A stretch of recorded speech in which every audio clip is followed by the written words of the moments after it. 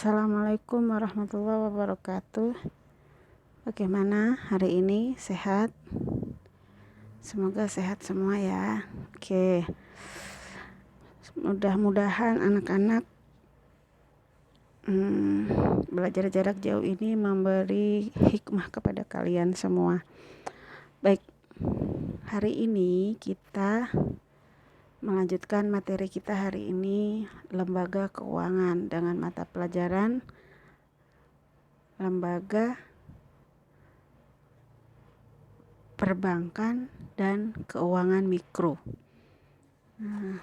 Materi yang kita bahas hari ini adalah tentang lembaga keuangan. Nah, kalau 2 minggu lalu kita belajar, yang minggu pertama kita tentang produk perbankan, minggu kedua tentang etika pelayanan di bank. Nah, minggu ketiga ini atau minggu ketiga pertemuan dan minggu pertama di bulan Agustus, kita masuk ke materi lembaga keuangan. Lembaga keuangan itu punya tujuan apa tidak sih? Punya, nak. Nah, apa yang harus kamu ambil dari manfaat belajar lembaga keuangan ini? Oke, tujuannya adalah siswa mampu menelaah jenis-jenis lembaga keuangan dan sistem moneter di Indonesia. Itu tujuannya, ya. Jadi siswa mampu menelaah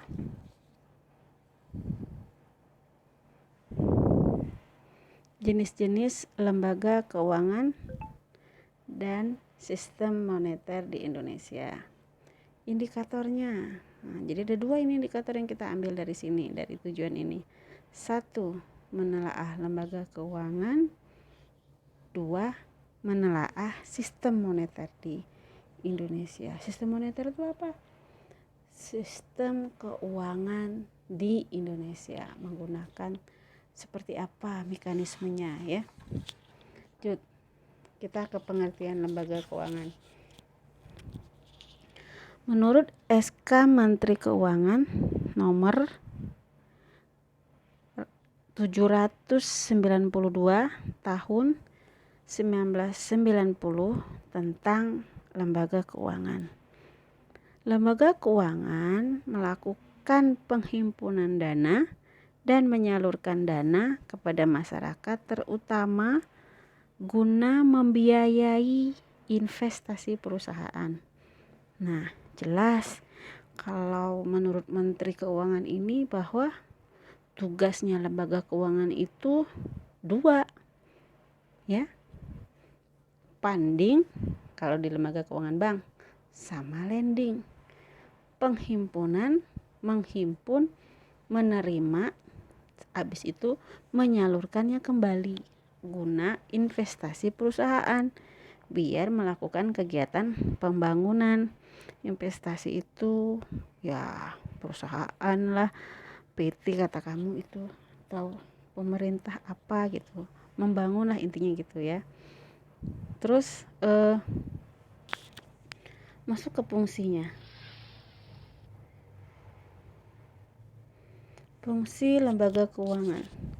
Fungsi-fungsi lembaga keuangan ini ada banyak loh, nak, fungsinya. 1, fungsi tabungan. Jadi lembaga keuangan itu tadi sebagai penghimpun dana, ya, gunanya untuk menerima dana-dana yang dari masyarakat untuk dia simpan, ya. Terus fungsi kepercayaan. Lembaga keuangan harus mempunyai rasa sebagai agent of trust. Sebagai agen kepercayaan bagi masyarakat. Jadi masyarakat itu enggak galau, bahasanya tuh enggak ragu sama lembaga keuangan tersebut. Ketiga, asuransi.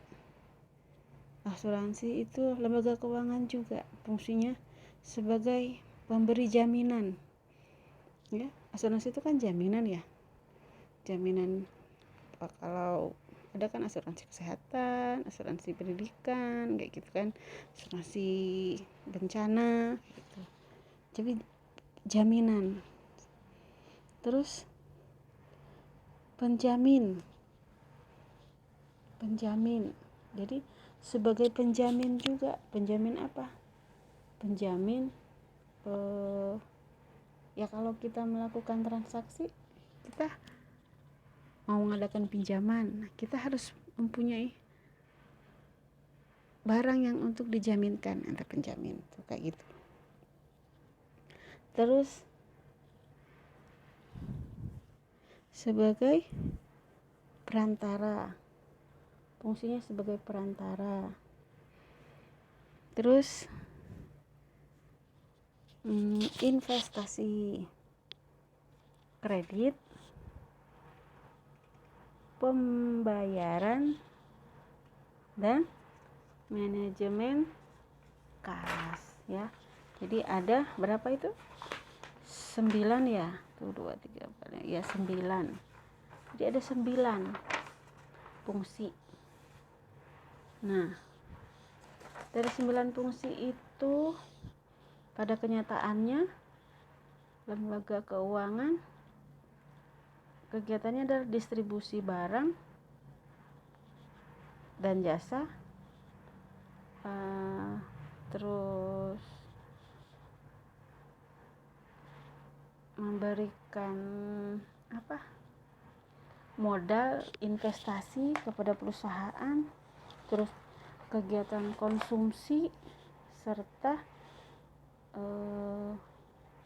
sebagai lembaga penyimpan. Tadi dibilang fungsi tabungan tadi.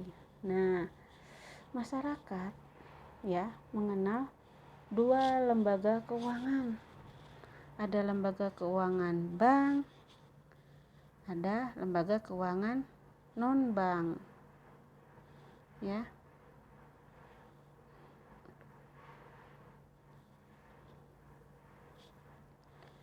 Ya kan, tuh lembaga keuangan bank dan non bank. Lembaga keuangan bank dilihat dari fungsinya. Nah, lembaga keuangan bank itu dilihat dari fungsinya ada 1, bank sentral. Siapa itu bank sentral? Bank Indonesia. Bank umum. Nah, bank umum ini bank-bank umum swasta ya, atau bank swasta nasional. Terus bank pembangunan. Terus bank desa dan BPR. Dilihat dari segi kepemilikan. Bank itu ada milik swasta, milik pemerintah, milik koperasi, milik asing, dan milik campuran.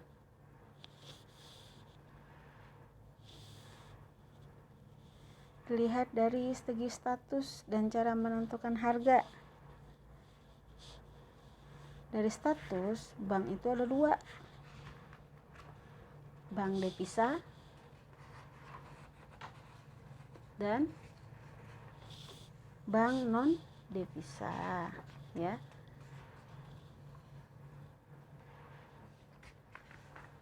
Dilihat dari segi cara menentukan harga, ada bank berdasarkan prinsip konvensional, ada yang melakukan prinsip syariah. Ini sesuai peraturan, sesuai Undang-Undang Nomor 10 Tahun 1998 tentang perubahan atas Undang-Undang Nomor 7 Tahun 1992 tentang perbankan pada bab 1 dan pasal 1 serta ayat 2 yang dijelaskan bahwa bank adalah badan usaha yang menghimpun dana dari masyarakat dalam bentuk simpanan dan menyalurkannya kepada masyarakat dalam bentuk kredit atau bentuk-bentuk lainnya dalam rangka meningkatkan taraf hidup rakyat banyak berdasarkan Undang-Undang Pokok Perbankan Nomor 7 tahun 1992 dan ditegaskan lagi dengan keluarnya Undang-Undang RI Nomor 10 tahun 1998, maka jenis perbankan terdiri dari dua, ya. A. Bank umum. B. Bank perkreditan rakyat, ya. Nah, boleh di zoom ini nak, ibu zoom nih. Bank umum dan bank perkreditan rakyat. Bank umum itu apa sih kegiatannya? Nah, meliputi sebagai berikut: menghimpun dana atau funding, ya. 2. Menyalurkan dana atau lending. Nah, kalau kegiatan funding ini sering disebut sebagai tadi ibu bilang membeli dana dari masyarakat. Kegiatan ini dikenal dengan kegiatan funding. Kegiatan membeli dana dapat dilakukan dengan cara menawarkan berbagai simpanan. Ada simpanan haji, ada simpanan emas, ya kan? Ada simpanan pendidikan, kayak gitu. Itu jadi menarik dana dari masyarakat sehingga masyarakat itu menabung ke bank. Terus simpanan sering disebut juga dengan rekening atau account. Nah, jenis-jenis simpanan yang dewasa ini yang kalian ketahui apa? Selain ibu sebutkan tadi. Kalau dalam kegiatan investasi ada simpanan giro, ya kan? Ada deposito, ada simpanan tabungan. Nah, tabungan yang ibu contohin tadi, ada simpanan tabungan haji, tabungan sekolah atau tabungan pelajar, tabungan apa ya, hari tua, simponi itu kalau di BNI itu gena narik dana ke bank gitu ya. Terus lending, menyalurkan dana, merupakan kegiatan menjual dana yang dihasilkan dari menghimpun tadi. Jadi kita tarik dana dari masyarakat dengan menyediakan produk-produk layanan, terus kita salurkan dana tersebut melalui pinjaman yang dinamakan kredit. Kredit diberikan bank ini beragam jenisnya, tergantung kemampuan bank dalam menyalurkan dananya. Nah, secara umum jenis-jenis kredit yang ditawarkan meliputi kredit investasi, ya, kredit modal kerja, ya, terus kredit perdagangan, kredit produktif, kredit konsumtif, atau kredit profesi. Nah, ini kegiatan lending tadi. Jadi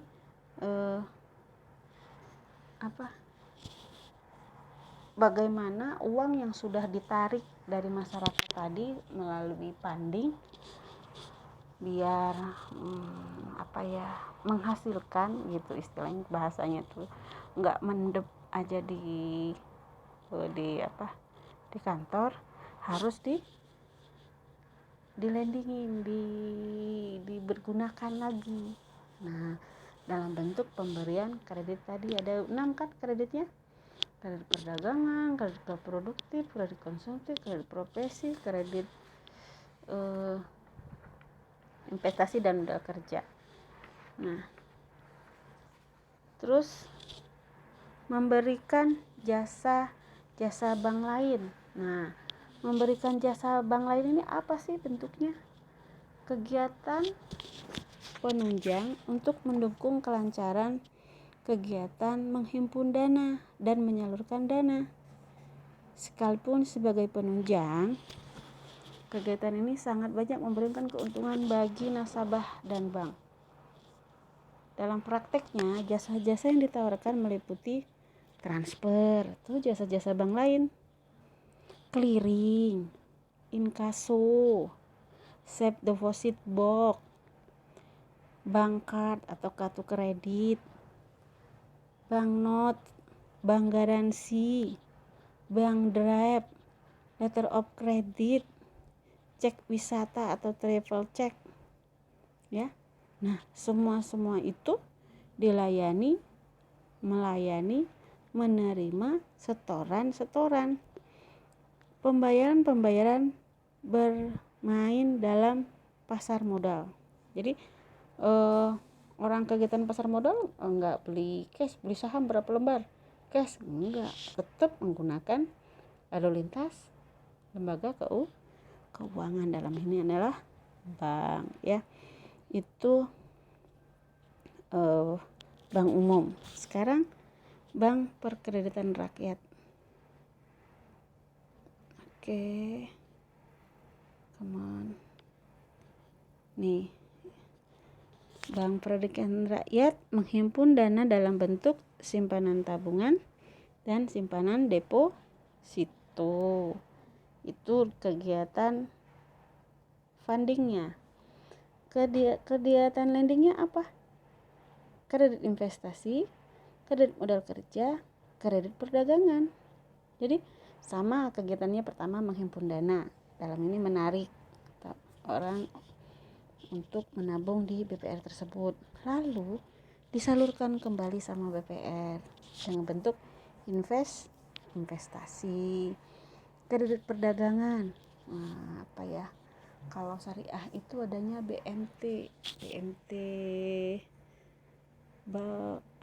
apa sih bahasa Arabnya itu, lupa Ibu, Bank Muktamil apa, lupa Ibu, yang jelas BMT deh singkatnya. Nah, itu saya dulu belajar tuh tentang itu. Terus modal kerja bisa proyek kayak gitu ya, Nak. Beda sama lendingnya kita tadi. Terus karena keterbatasan dimiliki oleh BPR, maka ada beberapa larangan yang tidak boleh dilakukan oleh BPR. Nah, larangan-larangan ini yang tidak boleh dilakukan oleh BPR. Apa itu? 1. Menerima simpanan giro. Oh, nggak boleh dia, karena bentuknya lain, ya. Karena dia hanya bergerak 3 tadi, lending, investasi, modal kerja, sama perdagangan. Terus mengikuti clearing. Nah, bank BPR tidak terdaftar di Bank Indonesia, dalam ini Bank Sentral, sebagai bank peserta clearing, ikut clearing, tidak terdaftar karena dia tidak boleh pemindah bukuan, istilahnya kayak gitu ya. Terus melakukan kegiatan valuta asing, iya, dia hanya berkecimpung di daerah, di domestik lah, istilahnya kayak gitu, lokal ya. Terus melakukan kegiatan perasuransian. Jadi BPR bisa nggak Bu bekerja sama dengan pihak asuransi? Tidak, karena tadi kembali lagi ke fokus kegiatan bank BPR tadi, hanya 3 lendingnya, investasi, perdagangan, dan modal kerja. Kalau ini mah semua kegiatan bank-bank umum kecuali BPR. Sekarang yang ketiga, kegiatan bank campuran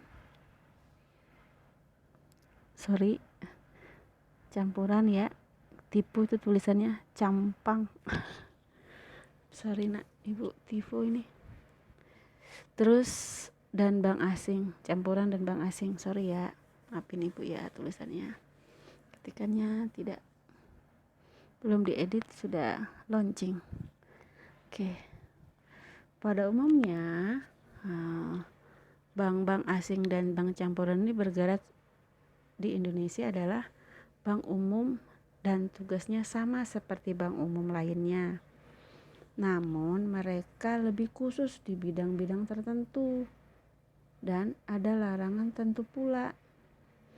Bank umum campuran dan bank asing di Indonesia dewasa ini adalah ada beberapa kegiatan bank umum campuran dan bank asing. 1. Dalam mencari dana bank asing dan bank campuran dilarang menerima dana simpanan dalam bentuk simpanan tabungan. Jadi kegiatan bank ini nggak seperti kita nabung setiap hari atau setiap bulan atau setiap minggu itu. Dia tidak menerima tabungan. Dia hanya membentuk mungkin deposito aja atau giro gitu. Terus kredit yang diberikan lebih arah ke bidang-bidang tertentu, misal perdagangan internasional, contohnya LC ya. Dia memberikan kredit seperti itu. Bidang industri dan produksi, pertambangan, ya kan? Apalagi? Mungkin bidang perkapalan kayak gitu ya. Industri aja. Otomotif kayak gitu. Terus kegiatan yang satu lagi, penanaman modal asing.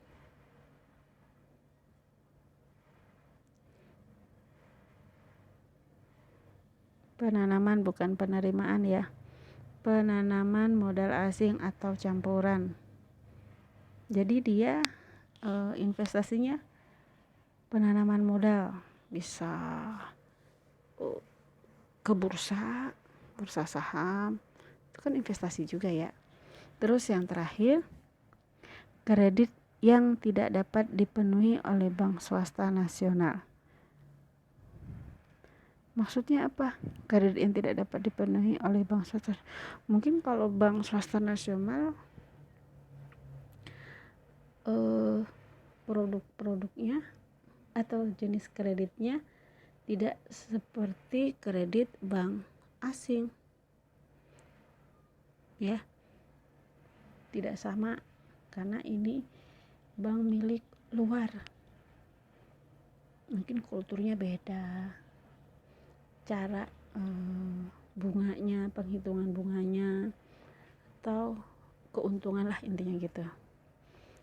Terus kegiatan berikutnya untuk jasa-jasa bank lain juga dapat dilakukan oleh bank umum campuran dan asing ini. Sebagaimana layaknya bank umum yang ada di Indonesia seperti berikut. Hampir sama berarti ya. Dia juga mempunyai jasa transfer. Intinya gini, bank campuran itu kayak bank CIMB, bank campuran, bank Hong Kong. Kalau campuran CIMB. Kalau bank swasta, bank asing ya kayak ibu contohin tadi bank Hong Kong, bank Singapura. Nah, dia itu hampir sama bank swasta nasional kalau untuk jasa bank lainnya. Tapi yang membedakannya mungkin teknisnya mengikuti aturan yang berlaku. Kalau dia di Indonesia ya ngikutin Indonesia, kalau ada di sana di negara dia ngikutin negara dia kayak gitu. Nah, hampir sama kayak tadi, transfer, clearing, jasa inkasu, deposit box, bank garansi, bla bla bla bla, LC, triple check, semuanya deh hampir sama. Bisa dibilang hampir sama banget ya. Nah, sekarang kita masuk ke slide berikutnya adalah lanjut jenis-jenis bank, kantor bank. Nah, jenis-jenis kantor bank. Jenis kantor bank dapat dilihat dari kegiatan jasa-jasa bank yang ada ditawarkan dalam bentuk suatu kantor cabang. Nah, pembagian kantornya itu ada kantor pusat, Ada kantor cabang penuh, ada kantor cabang pembantu, dan kantor kas. Nah, itu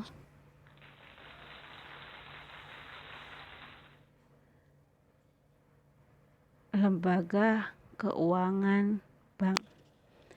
Semoga kalian memahami apa yang Ibu sampaikan hari ini. Lebih kurangnya Ibu mohon maaf. Kalau ada pertanyaan boleh sampaikan di kolom komentar di GCR yang kita punya ya. Di komentar apa yang mau ditanyakan silahkan. Untuk hari ini kita cukupkan sampai di sini dulu tentang lembaga keuangan bank. PR minggu depan kita mempelajari tentang lembaga keuangan bukan bank. Saya akhiri, wabillahi taufik wal hidayah. Wassalamualaikum warahmatullahi wabarakatuh.